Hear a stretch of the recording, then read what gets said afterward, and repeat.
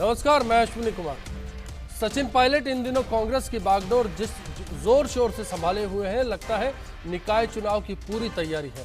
उपचुनाव में 3 सीटों की जीत ने पार्टी की हौसला अफजाई की है, तो बीजेपी भी कम होती लोकप्रियता की अटकलों के बीच अटक चुकी है। मार्केट में चर्चा है कि कांग्रेस को संजीवनी बूटी मिली है, जिसके दम पर 21 से बढ़कर 24 पर पहुंचा कांग्रेसी विधायकों का कुनबा विधानसभा के अंदर और बाहर सरकार को ललकारने में जुटा है। ऐसे हालात में सवाल आने वाले कल से जुड़ जाते हैं। कुछ सवाल गुरदास कामत के भी हैं, जो पार्टी के मंच से उठाए गए हैं। कुछ बातें जग जाहिर हैं और कुछ भीतर खाने में दबी है। सभी चर्चाओं के साथ खास मेहमान होंगे, आपकी राय होगी और बिग फैट में ये चर्चा जारी रहेगी।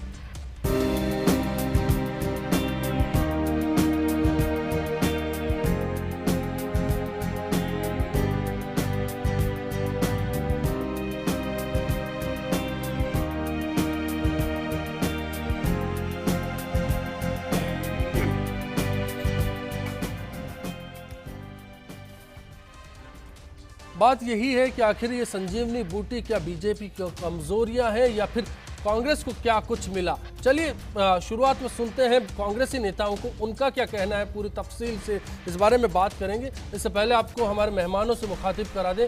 बीजेपी नेता संजय जैन जी इस चर्चा में हमारे साथ होंगे। वरिष्ठ पत्रकार और राजनीतिक विश्लेषक नारायण बारेट जी हमारे साथ होंगे। मानचंद जी खंडेला विश्लेषक के तौर पर इस चर्चा में हमारे साथ बने रहेंगे।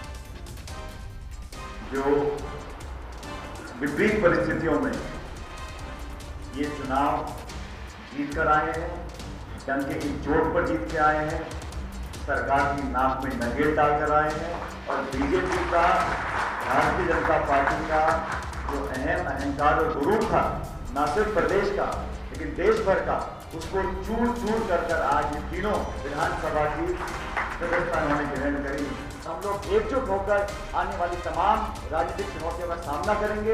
इस जीत से आज हमने शुरुआत करी है और भाजपा की सरकार की उल्टी गिनती चालू हो गई है। 4 साल के बाद कांग्रेस पार्टी की दोबारा सरकार बने, इस संकल्प के साथ हम लोगों को काम करना होगा। पूरे हमारे जो कांग्रेस के कार्यकर्ता है, इस संदेश से हमारा कांग्रेस का कार्यकर्ता बिल्कुल मजबूती के साथ में उठेगा और 99 की जगह 100% से हमारा कार्यकर्ता पूरा मजबूती के साथ में लगकर इस पंचायत राज इलेक्शन और लोकल बॉडीज के इलेक्शन में पूरे मजबूती के साथ में कांग्रेस का वापस परचम फहराएगा।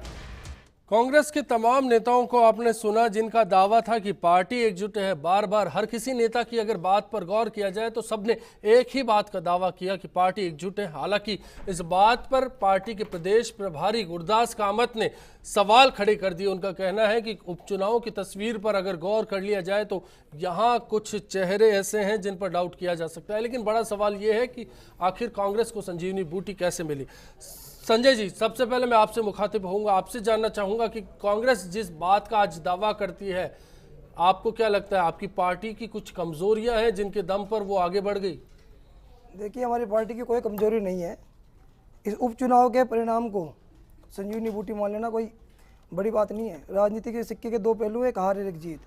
ये होता रहा है।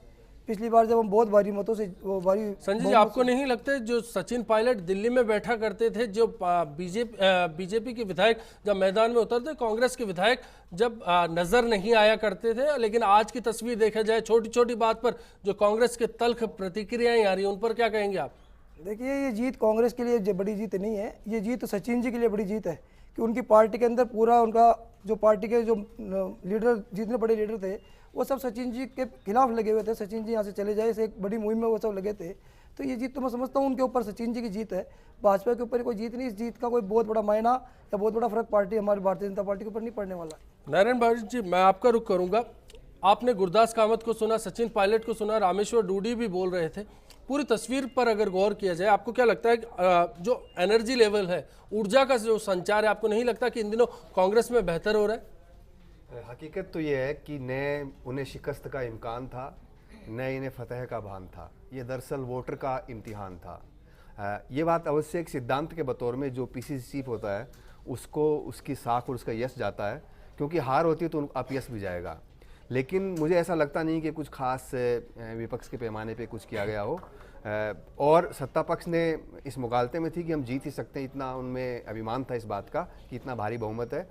तो ये वास्तव में वोटर का ही किया धरा है, जिसने सोचा कि एक न्याय होना चाहिए, क्योंकि एक ऐसे समय भारत में जब एक पार्टी ये कह रही है कि विपक्ष मुक्त भारत होना चाहिए, तो उसको लगा कि जब कहीं विपक्ष नहीं होता तो मतदाता खुद खड़ा होता है। तो कांग्रेस ने प्रयोग किया है और जाहिर है कि उसूल ये कहते हैं कि उनको इसका यश मिलेगा, क्योंकि वो नेतृत्व कर रहे थे। अगर हार होती तो उनके संजीवनी वोटों में ढूंढ ली आपने।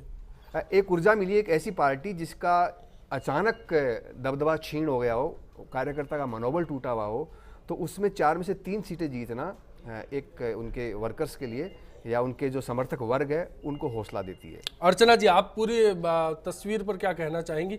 आपकी पार्टी को जो खासतौर पर पायलट की जो बॉडी लैंग्वेज है इन दिनों बदली से, क्या वजह? बॉडी लैंग्वेज की बात नहीं है, निश्चित रूप से एक ऐसे समय में हम वापस उभर के आए जिस बारे में ना तो आप आकलन लगा पा रहे थे ना ही भारतीय जनता पार्टी। और अभी सर ने कहा कि इनको ना शिकस्त का अंदाज़ा था ना जीत का, लेकिन मैं मानती हूँ कि जो शिकस्त हमें पहले मिली थी वास्तविकता में हमें अंदाज़ा नहीं था, क्योंकि हमने बहुत समर्पण के साथ काम किया। लेकिन इस जीत का, इस फतेह का हमें पूरा अंदाज़ा था। उसका कारण ये है कि जिस पार्टी को एक अप्रत्याशित मैंडेट मिला हो और वो सत्ता में आकर के आसीन होने के तुरंत बाद इतने दम में आ गई हो कि जनता के उस जनादेश का निरंतर अपमान। मेरा सवाल यही है दरअसल कि क्या आप बीजेपी की कमजोरियों पर जीत कर रहे हैं? बीजेपी की कमजोरियां तो थी, लेकिन हमारा संगठनात्मक रूप से एकजुटता के साथ चुनाव में जाना, नेतृत्व का एक मुखी होना। और जो भी संजय जी कह रहे थे कि सचिन पायलट जी की जीत है, तो निश्चित रूप से नेतृत्व की जीत होती है जिनके नेतृत्व में चुनाव लड़ा जाता है। लेकिन चुनाव प्रचार पर अगर गौर किया जाए, आपके नेताओं ने यही कहा कि 8 महीने के दौरान वसुंधरा राजे जी ने क्या किया और 100 दिन के कार्यकाल में नरेंद्र मोदी ने क्या किया, आपने यही गिनाया जनता को। देखिए, एंटी इनकम्बेंसी थी इसलिए हम चुनाव हारे, हम सत्ता में थे, इनकम्बेंट थे इसलिए हम चुनाव हार गए। उसको इन्होंने विकल्प के रूप में प्रस्तुत कर लिया अपने आप को। लेकिन जब ये कहते हैं ना कि ये सिर्फ सचिन पायलट जी की जीत है, तो सचिन पायलट स्वयं इस चीज़ को स्वीकार नहीं करते। वो कहते हैं एक मुखी होकर के सारे जो हमारे वरिष्ठ नेता थे, प्रत्येक कार्यकर्ता था, उससे मिलकर के काम किया और एकजुटता के साथ इससे काम किया कि जो आप कह रहे थे कि शरण हुआ इस पार्टी का, जो स्वीकार्य नहीं था कार्यकर्ता को। जिक्र आज गुरदास कामत ने किया। बिल्कुल, गुरदास कामत जी ने भी बिल्कुल स्पष्ट और सटीक बात कही कि हम लोग एकजुट हुए तब जाकर के हम जीते। और एकजुट तब होता है व्यक्ति जब उसको सामने लगता है। कह रहे थे कि कुछ लोग ऐसे हैं जो सुधर नहीं रहे। उन्होंने 1% लोगों के लिए कहा था, वो हर वर्ग में, हर समाज में, हर जगह होते हैं। तो उन्होंने कहा उनको भी साथ ले लीजिए, तो फिर जो आगे आगामी चुनाव होंगे 2018 के, तो उसमें आप 150 से ऊपर सीटें जीत। चलिए, कॉलर हैं जयपुर से हमारे साथ LC जैन साहब। बताएं जैन साहब, क्या कहना है आपका? आप पारिक साहब नमस्कार। मैं इन सबको दोनों के बीच की जो है मैं असलियत बता रहा हूँ जी। सच्चाई ये है कि जो है अहम में आ गए और घमंड तो राजा रावण का नाम भी नहीं रहा, जिसके कि सोना की लंका थी चूर हो गई। इन्होंने घमंड में जो सबसे इम्पोर्टेंट सेक्टर था, रिटायर्ड गवर्नमेंट सर्वेंट जिन्होंने अपनी जिंदगी जो है गवर्नमेंट के लिए दे दी, उसको टोटली इग्नोर किया। और ये तो अभी हिस्सा है, इसमें रोता है क्या, आगे आगे देख होता है क्या। शुक्रिया जैन साहब, निश्चित तौर पर आपकी राय अहम है। जो सरकारी कर्मचारी खासतौर पर सेवानिवृत्त, उनका आरोप है कि उनको दरकिनार किया गया, उसका उपचुनाव में खामियाजा बीजेपी को भुगतना पड़ा। मानचंद जी खंडेला, आप क्या कहेंगे? पूरे अगर उपचुनाव की बात की जाए, कांग्रेस के आज के दौर की बात की जाए, क्या लगता है आपको? देखिए, मैं ये कहना चाह रहा हूं कि इसमें कांग्रेस की जीत कम और बीजेपी की बहुत बुरी हार ज़्यादा है। और हार के कारण इसमें रहे हैं अहंकार, मंत्रिमंडल नहीं बनाना, यहाँ वहाँ से यात्राएं करते रहना, शासन और प्रशासन पर किसी प्रकार का ध्यान नहीं देना, लॉ एंड ऑर्डर की स्थिति बिल्कुल बेकाबू हो जाना, और जो जनपरक योजनाएं थी उन पर जबरदस्ती का साइन ऑफ इंटरोगेशन लगा देना। और एक बात मैं यहाँ पे ये कहना चाहूँगा, अभी भी कम से कम जो है सामंतवादी जो प्रवृत्ति है बीजेपी में और जो झुकने की प्रवृत्ति है, उसको भी जनता अब सहन नहीं करेगी। अब मैं ये कहना चाह रहा हूँ कि इसका मतलब ये नहीं हो कि कांग्रेस जीत गई। हाँ, कांग्रेस जीती, हाँ, तुलनात्मक रूप में संगठन में शक्ति आई और वो एक साथ जो समन्वित रूप से उन्होंने प्रयास किया। लेकिन फिर मैं आपसे कहना चाह रहा हूँ कि ये कोई जीत है वो मतदाता की जीत है। आजकल का मतदाता पूरा दबंग हो गया है, सूचनापूर्ण हो गया है, बेपरवाह हो गया है, बेबाक हो गया है और तर्कपूर्ण हो गया है और केवल अपने हित की बात करने वाला हो गया है। उसको ऐसा लगा कि जिस तरह से हमने अटूट आस्था जो व्यक्त की, उस आस्था पर कुठाराघात किया, उसको हम सहन नहीं करेंगे। ये वास्तव में उसकी स्वाभिमान के लिए जो ना उसने इस प्रकार की बात की। लेकिन हाँ, एक बात मैं अवश्य कह दूं, अगर पायलट के ऊपर अभी इस प्रकार से ये कहा गया कि पायलट नशराबाद में इज्जत का सवाल था, उन्होंने इज्जत बचा ली। और अगर मान लो दूसरी जगह की हम बात कहें तो अगर भरतपुर में वेरव की अगर बात करें तो शायद मैं समझता हूं कि वहां के जो तथाकथित राजा, क्योंकि जीतने के बाद में भी जो प्रत्याशी ने यह कहा सारी मेहरबानी राजा की थी।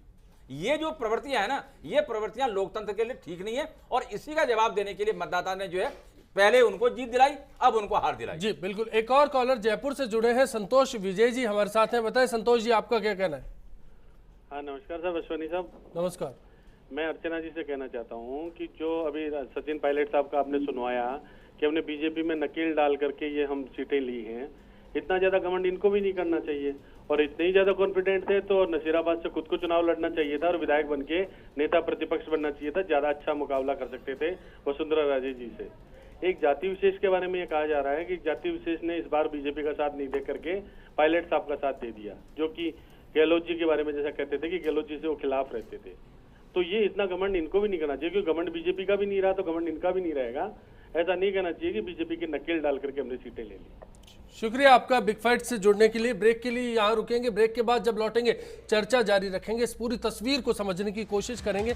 अगर कांग्रेस में कुछ बदलाव आया है, कांग्रेस की बॉडी लैंग्वेज बदली है, संगठन अगर मजबूत हुआ है, तो उसको राजस्थान को कैसे फायदा हो सकता है और इसका पूरे राजनीतिक सिनेरियो पर क्या असर पड़ सकता है। निकाय चुनाव जल्द आने वाले हैं, उन पर क्या असर हो सकता है, उनके नतीजों पर बात की जाएगी। ब्रेक के लिए रुकेंगे, कुछ ही पलों में लौटेंगे, बने रहिए। जी बिल्कुल, कांग्रेस से मजबूत हुई है और सरकार को भी सबक मिला है। सरकार ने भी देखा है कि भाई इतने समय जब हम सरकार में हैं तभी हमारे 4 में से 3 सीटें चली गई, जनता ने अभी से ही नकारना शुरू कर दिया। हाँ, संजीवनी तो बिल्कुल मिल ही गई है, लेकिन मेरे ख्याल से जो अभी चुनाव कहीं और जगह आएंगे ना, तब इनकी पूरी परीक्षा होगी।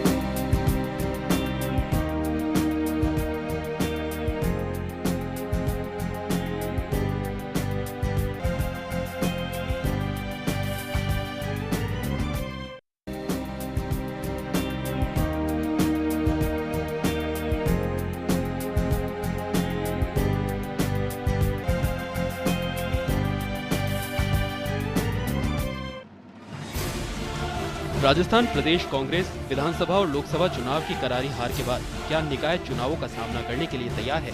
दरअसल पार्टी के ताज़ा हालात इस स्थिति को बयान करते हैं कि कांग्रेस अब डिफेंसिव मोड को छोड़कर अटैकिंग मोड पर आ चुकी है। विधानसभा सत्र में मुद्दों से लेकर राजस्थान के बनते बिगड़ते हालात पर कांग्रेसी खुलकर अपनी बात रखने लगे हैं। चाहे 12 के सहरियाओं में कुपोषण से मौतों का मामला हो या एकीकरण और समानीकरण जैसे मामले, सभी मुद्दों को कांग्रेस नेताओं ने तुरंत इशू के रूप में पेश किया। जयपुर में डकैती के बाद गैंगरेप की घटना पर तो पार्टी ने एक कमेटी बनाकर जनता को भरोसा दिलाने की कोशिश की। 12 से लेकर जयपुर तक पायलट ने खुद हकीकत को जानने की कोशिश की। इससे पहले उपचुनाव में मिली 75% की कामयाबी पायलट डूडी की जोड़ी में 4 चांद लगाती है। लेकिन सवाल ये है कि क्या 2 करारी हार झेल चुके पार्टी कांग्रेस के लिए उपचुनाव संजीवनी साबित हुए हैं? क्या बीजेपी की निष्क्रियता का फायदा कांग्रेस को मिलने लगा है? क्या सचिन पायलट पर जो भरोसा कांग्रेस आलाकमान ने जताया वो अब सही साबित होने लगा है, या इसे बीजेपी की केंद्र और प्रदेश सरकार की नाकामी के रूप में मिली सफलता कहा जाए? सवाल देश की आवाम के बदले मिजाज पर भी बनता है, क्योंकि तख्त व ताज सदाबहार नहीं होते हैं। फाइट में आज हमारा सवाल है कि क्या लोकसभा और विधानसभा चुनाव में करारी हार के बाद कांग्रेस फिर खड़ी हो गई है? firstindianews.com हमारी वेबसाइट है, इस पर आप अपनी राय बता सकते हैं। फेसबुक और ट्विटर के जरिए भी आप बता सकते हैं कि इस सवाल पर आप क्या सोचते हैं। एक कॉलर हमारे साथ टोंक से जुड़े हैं, पंकज जैन जी। बताएं पंकज जी, आपकी क्या राय है? हेलो जी पंकज जी।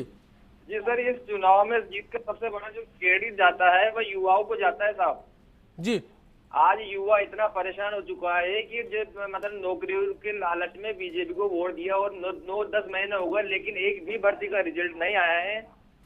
आज टीचरों के 2 लाख से ज्यादा पद भरे खाली पड़े हुए, लेकिन भरने का नाम नहीं है। 3rd ग्रेड भर्ती जो 8 टेट के मुद्दे पर 15 लाख जनों के मामले में चर्चा में है जी, लेकिन ये एसएलपी के मामले में सरकार नाटक कर रही है। 10 महीने हो चुके हैं, हम एसएलपी लेंगे लेकिन कुछ भी नहीं हो रहा। शुक्रिया पंकज जी आपकी इस राय के लिए। नारायण जी, एक बड़ी तस्वीर जिसका आपने शुरुआत में जिक्र किया कि अवाम अपना मूड बदलने में देरी नहीं करती, वो दरअसल मिजाज को भाप लेती है कि कौन क्या करने वाला है और उसको मूर्ख नहीं बनाया जा सकता। बीजेपी के लिए सबक की बात है क्योंकि निकाय चुनाव सामने। देखिए, घटनाओं को देख के आप टिप्पणी कर सकते हैं पक्ष विपक्ष पे। पिछले 4-5 महीने में 4 घटनाएं ऐसी हुई है, युवतियों पे तेजाब डाला गया है, कौन किस पार्टी का नेता उनके आंसू पहुंचने गया। हर 24 घंटे में 10 रेप की घटनाएं रिपोर्ट हो रही है, हर 48 घंटे में 3 दहेज हत्याएं हो रही है, हर 3 दिन में डोमेस्टिक वायलेंस के केसेज आ रहे हैं बड़ी तादाद में। और राजस्थान है वो number of incident against women, crime against women, उसमें 2-3 स्टेट के बाद तीसरे नंबर पे आ गया है। इतनी सारी घटनाएं हुई है, जब पक्ष विपक्ष की तरफ से कोई ऐसा मैदानी काम नहीं देखा जाता तो लोग रिएक्ट करते हैं। आप सोचिए रोडवेज की क्या हालत हुई, कौन बोला।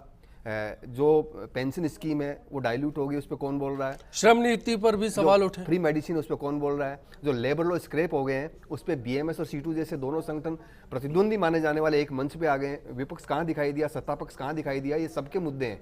तो खुद वोटर ने, लेकिन अब कांग्रेस आने लगी, आपको ऐसा नहीं लगता कि जिन मुद्दों को लेकर विपक्ष की भूमिका जो होनी चाहिए वो रोल अब कहीं कांग्रेस अदा कर रही है, ऐसा हुआ है कहीं? ये आने वाले समय में पता लगेगा कि ये जो तैयारी है और ये जो आवरण है कॉस्मेटिक है या यथार्थ है, ये कितना ऊपरी है और कितना भीतरी है। क्योंकि कांग्रेस के साथ दिक्कत है कि पिछले 30-40 साल में उन्होंने कोई पॉलिटिकल काम नहीं किया जैसा वो पहले करते थे। क्योंकि कांग्रेस को एक सोशल मूवमेंट के रूप में बनाया गया था, एक कॉरपोरेट हाउस नहीं, एक पार्टी संगठन नहीं, एक समाज सुधार का आंदोलन बनाया गया था, उससे काफ़ी दूर है। तो क्या कांग्रेस उस भूमिका की तरफ लौट रही है? अगर लौट रही है तो मार्च अप्रैल से लेकर अब तक 7-8 घटनाएं दलितों को घोड़ी से उतारने की हो चुकी है।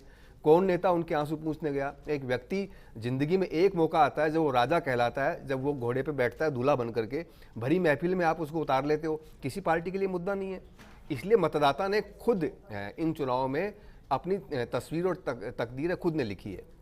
चलिए, एक कॉलर हमारे साथ शरद चंद जी जुड़े हैं जयपुर से। बताएं शरद जी, आपका क्या सवाल है? सवाल ये ऐसा है कि इन्होंने जब कांग्रेस ने और बीजेपी, इन दोनों को खुश होने की जरूरत नहीं है जी। इन्होंने जो पदोन्नति में आरक्षण का मामला किया है, इन्होंने बिल्कुल नाइंसाफी की है। एक व्यक्ति 5-5, 6-6 प्रमोशन ले जाता, दूसरा जो है 2 या 1 प्रमोशन मिल पाता उसके पूरे लाइफ टाइम के अंदर। मैं रिटायर्ड गवर्नमेंट एम्प्लॉय हूं मैं इस चीज का भुक्तभोगी हूं मैं।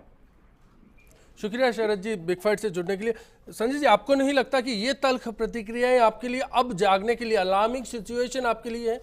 देखिए, तल्ख प्रक्रियाएं जो भी हैं, ये पिछले 5 साल का जो समय निकला, ये उसी की परिणति है। आपको नहीं लगता कि 9 महीने का इंतजार भी जनता के लिए अब लंबा हो चला है? मैं ये कह रहा हूँ 9 महीने का इंतजार लंबा नहीं हुआ। माननीय मुख्यमंत्री जी पूरे संभागों के अंदर इस पूरी प्रतिक्रिया जो जनता की आ रही है, इससे डायरेक्ट रूबरू होने के लिए संभाग के दौरे कर रही हैं। निश्चित रूप से इन सब चीजों में वसुंधरा जी और मोदी जी का चेहरा कब तक बेच पाएंगे? आपको नहीं लगता कि इसको नकार दिया गया है जनता की ओर से? कोई नहीं नकारा गया। इन 3 चुनाव के परिणामों से चेहरे को नकारने की जो आपकी मापदंड, मैं उससे सहमत नहीं हूँ। आने वाला नगर निगम का चुनाव है, जैसे बरेड साहब ने कहा कि संगठन नाम की चीज़ न तो कभी कांग्रेस में थी ना आज भी है।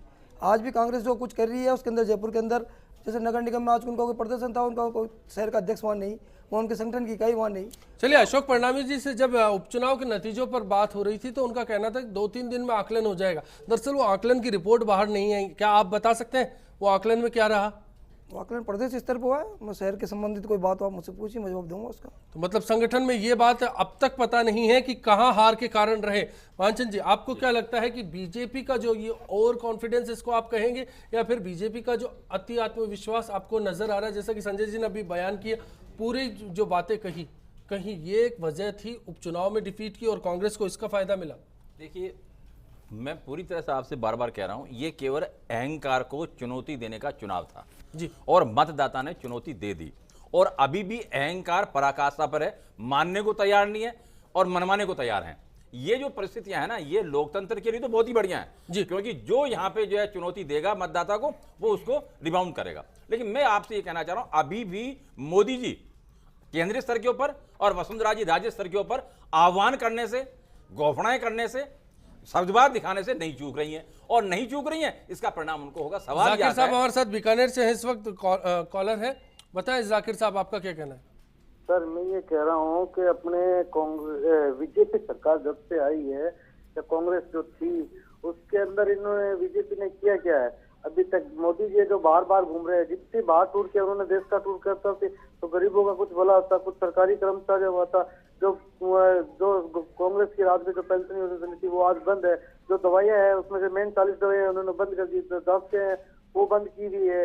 दवाइयाँ बीपीएल में टाइम से मिलती नहीं है, बीपीएल क्या 5 रुपए की पर्ची लाए उसमें भी टाइम से दवाइयाँ मिलती नहीं है, बाहर से दवाइयाँ खरीदनी पड़ती है, और जो अनाज वगैरह ये जो सड़ रहे हैं नाले में, इनके जैसे ये बाहर जाके कार्रवाई करते हैं, घोषणा करती है, इतनी घोषणा लागू है, इसमें एक भी कार्रवाई होती है? ये जो अपने इतने केस हो रहे हैं, बलात्कार के केस हो रहे हैं, या लड़कियों को छेड़ रहे हैं, या किसी मंत्री ने भी भाषण दिया था कि भाई जिसको नहीं पढ़ना है तो घर जाए, उनके साथ में कार्रवाई होनी चाहिए ना।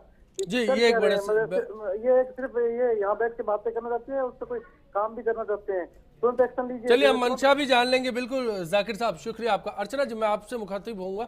मैं आपसे एक सवाल जानना चाहता हूं कि सचिन पायलट को क्या लगता है निकाय चुनाव की जो एक चुनौती है उसको किस तरह से पार कर पाएंगे? क्योंकि आप इस बात को, जैसे कि आपके प्रदेश प्रभारी साफ गोई पर इस बात को स्वीकार करते हैं कि पार्टी के अंदर विरोध है, कुछ लोग ऐसे हैं जो पार्टी में टांग खिंचाई का काम करते हैं, लेकिन सचिन पायलट अब उन पर ध्यान न देकर मुद्दों पर ध्यान दे रहे हैं ताकि निकाय चुनाव पर पार पाई जा सके। देखिए अश्विनी जी, एक बड़ी बात समझने की यहाँ पर यह है कि सभी लोग कह रहे हैं कि भारत का मतदाता बहुत विवेकशील है और बहुत परिपक्व हो गया, और वो जब जनादेश देता है तो बहुत सोच समझ के देता है।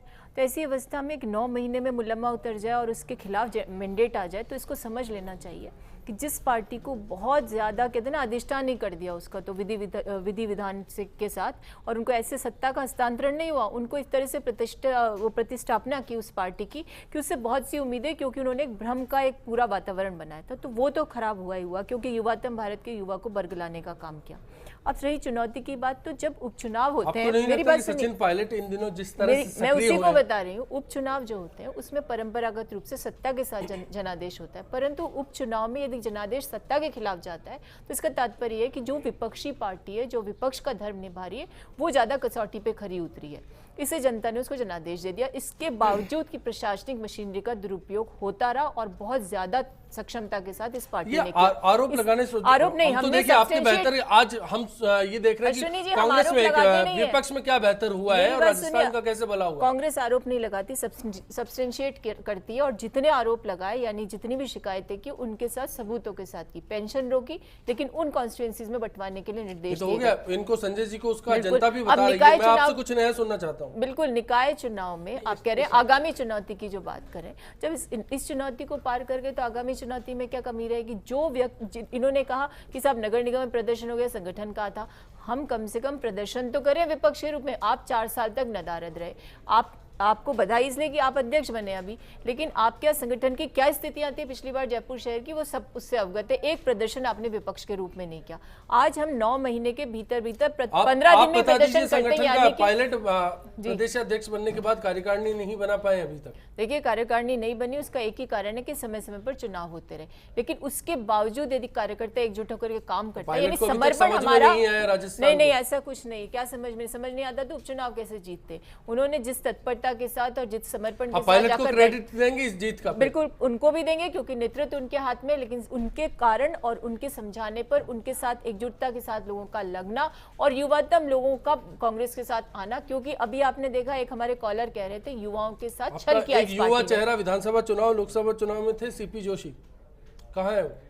देखिए, सीपी जोशी जी केंद्र में महासचिव हैं, वो वहां पर पहले से ही थे, अभी भी वहीं पर है, अपना दायित्व निभा रहे हैं। केंद्र और राज्य में दो जगह संगठन चलता है। नहीं, कोई संगठन 2 जगह नहीं चल रहा है। यहाँ पर एक बात अच्छे से समझ लीजिए, गुरदास कामत का मैं आपसे ये जानना चाहता हूं, गुरदास कामत किसका जिक्र कर रहे थे? मेरी बात सुनिए, इस तरह डिबेट नहीं होती यहाँ। ये नरेंद्र मोदी की सरकार नहीं चल रही वसुंधरा राजे की, जहाँ व्यक्तिवादी राजनीति हावी है, संकेंद्रण सभी अधिकारों का। यहाँ पर सब मिलजुल कर काम करते थे। सीपी जोशी जी महासचिव है तो केंद्र में काम कर रहे हैं अपना, सचिन पायलट आज अध्यक्ष हैं, तो नेतृत्व चाहे युवा है, लेकिन सब उनके प्रति समर्पित है। और आपने जो जिन 1% लोगों का जिक्र किया, क्या उनमें सीपी जोशी शामिल थे?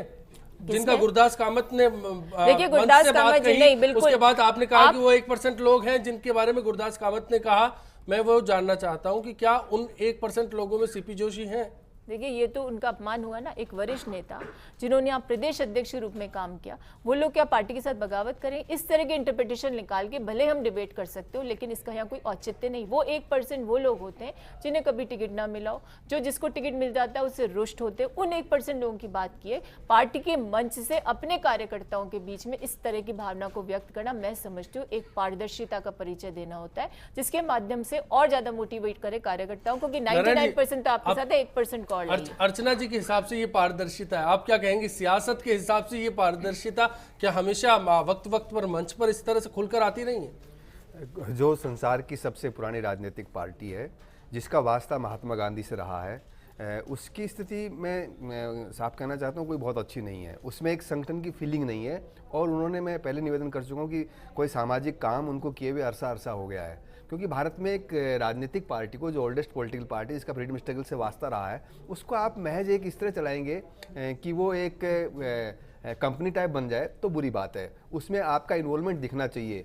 अभी कुछ घटनाएं ऐसी हुई है, जैसे भीलवाड़ा में बंजारों की बस्तियां जली है, गाड़िया लोहारों की बस्तियां जली है, कालबेलियों की बस्ती अजमेर में जली है। कौन पहुंचा है पक्ष विपक्ष का नेता? संजय जी बैठे, अर्चना जी भी बैठी है, उनके आंसू पूछे। संजय जी से मैं पूछना चाहूँगा कि 16% दलित है राजस्थान में, आपकी कैबिनेट में कौन उनकी नुमाइंदगी कर रहा है? जो सबसे दबे हुए लोग हैं, उनका कोई प्रवक्ता है आपकी कैबिनेट में? आऊंगा मैं अर्चना जी। संजय जी इस बात का जवाब दें, अर्चना जी के पास जाएंगे। कॉलर भी हमारे साथ हैं जयपुर से। देखिए, दलित चेहरे के नाते मंत्रिमंडल का विस्तार निश्चित रूप से शीघ्र होने वाला है, उसमें दलित चेहरा भी आएगा और दलित चेहरे के नाते कैलाश जी मेघवाल को राजस्थान विधानसभा का अध्यक्ष बनाकर यही बड़ा सवाल है कि बार बार कुछ चुनिंदा चेहरों को लेकर आप कब तक आगे बढ़ते रहेंगे, ये एक बड़ी बात है। दूसरा, मैं तो उम्मीद कर रहा था कि नारायण जी का जो पहला सवाल था अत्याचारों को लेकर जो सवाल किया, आप पहले उसका जवाब देंगे। देखिए, अत्याचारों के ऊपर मैं तो इतना कह सकता हूँ कि सरकार ने कोई प्रतिक्रिया नहीं दी, चाहे जयपुर में बात हुई हो या फिर जिक्र हो कहीं बाहर का। 12 में शहरियों का मसला है, आपके मंत्री नहीं मानते इस बात को कि मौतें हुई है। अश्विनी जी, एक बात मैं यहाँ पे कहना चाह रहा हूँ, अत्याचारों पर बात नहीं करना सबसे बड़ा अत्याचार है, और चुनाव के समय पर इतनी ज्यादा बात करना ये महा अत्याचार है। और उसके बावजूद में महलों में बैठ जाओगे, घूमते निकलने लग जाओगे। आखिर आपको बोलना तो पड़ेगा ना। आखिर 9 महीने यहाँ पर हो गए, क्या कर रहे हो फिर आप? सवाल ये कि लॉ एंड ऑर्डर, अत्याचार, अनाचार, व्यभिचार, चोरी, डकैती सब कुछ हो रहे हैं और आप भी सो रहे हैं। आप ये कह रहे हैं कि हमारे यहाँ। चलिए संजय जी, आप जवाब दीजिए, सरकार की क्या मंशा है, आप ये बता दीजिए। देखिए, लॉ एंड ऑर्डर की स्थिति के ऊपर मैं इतना कह सकता हूँ कि लॉ एंड ऑर्डर की स्थिति नहीं कि राजस्थान के अंदर इस प्रकार की हुई हो, ये करीब सब जगह सुधारना नहीं है। नहीं, मैं ये कह रहा हूँ सब जगह होती है। और ऐसा मानना कि सरकार इसके प्रति संवेदन नहीं है, सरकार इसके प्रति संवेदन नहीं है, आरोप गलत है। निश्चित रूप से जितना लॉ एंड ऑर्डर बिगड़ता है, सरकार के अंदर उस प्रकार से मंथन भी होता है। माननीय मुख्यमंत्री जी और अन्य मंत्रिमंडल के अन्य सदस्य मंथन होकर चला कहाँ जाता है, ये देखने की बात है। मंथन होकर जाता कहाँ है? नहीं, मंथन होकर जाता कहाँ, मंथन का परिणाम भी आता है। बारंबार ज्यादा डकैतियां हो रही है, ज्यादा अनाचार हो रहा है, ज्यादा अत्याचार हो रहा है, ज्यादा व्यभिचार हो रहा है। नहीं, ये ठीक नहीं तो मंथन हो गया, जाता कहाँ वो, ये तो देखना। मंथन से थोड़ी। संजय जी, हमारे साथ एक कॉलर है जयपुर से, उस्मान साहब हमारे साथ है, बताएं आपका क्या कहना है?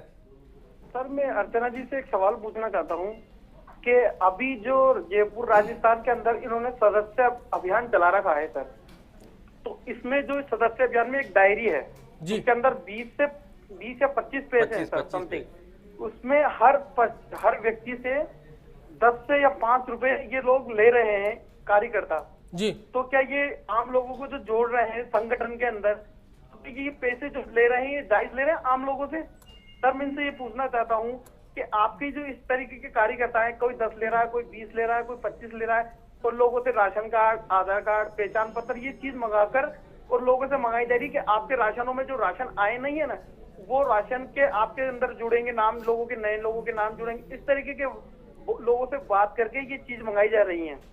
शुक्रिया उस्मान साहब आपका बिग फाइट से जुड़ने के लिए। अर्चना जी, इस सवाल पर जवाब देना चाहेंगी आप? मुद्दे से हालांकि हटके था। इनका तारुफ जिन व्यक्ति से हुआ जो सदस्यता अभियान में इस तरह काम कर रहे हैं, यदि उसके नाम रिवील करें तो मैं बता पाऊंगी। बाकी ऐसा कोई कंडीशनल चीज़ नहीं है उसमें कि आपको राशन कार्ड लाना पड़ेगा और इसके माध्यम से कोई कहना चाहिए कि प्रलोभन देकर के सदस्य बनाने का काम नहीं किया जा रहा है। ब्रेक के लिए यहाँ रुकेंगे, ब्रेक के बाद जब लौटेंगे चर्चा जारी रहेगी। आखिर कांग्रेस की इस ऊर्जा का राज क्या है, कांग्रेस में बदलते अंदाज की वजह क्या है, टटोलने की कोशिश करेंगे। ब्रेक के बाद चर्चा जारी। निश्चित ही इसमें भाजपा सरकार जो है वो निश्चित ही विफल है अपने काम में। जो वादे किए इन्होंने जनता से, वो वादा सही समय पर पूरा नहीं कर पाए, सारा वादा इनका झूठा निकला है। निश्चित रूप से कांग्रेस मजबूत भी हुई है और भाजपा विफल भी हुई है। 9 महीने के कार्यकाल में वसुंधरा से लोग ग्रस्त थे और उसके झांसों से लोग ग्रस्त थे। उसी का नतीजा आज है कि हम 3 सीट पे विजय पाए।